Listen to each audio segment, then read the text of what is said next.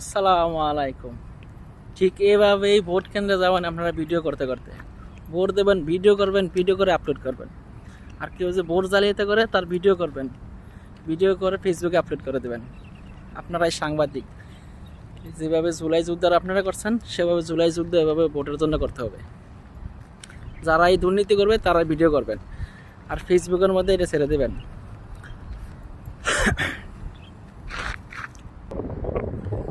আর রাতের মধ্যে যারা ভোট কিনতে আসে তাদেরকে ধরে বাঁধবেন, সেটা খাম্বার সাথে বাঁধবেন, কারেন্টের খাম্বার সাথে বাঁধবেন, সেটা ভিডিও করবেন, সারা রাত ঠান্ডার মধ্যে বসা রাখবেন, তারপর সকালে উত্তম মাধ্যম দিয়ে পুলিশের কাছে দিবেন।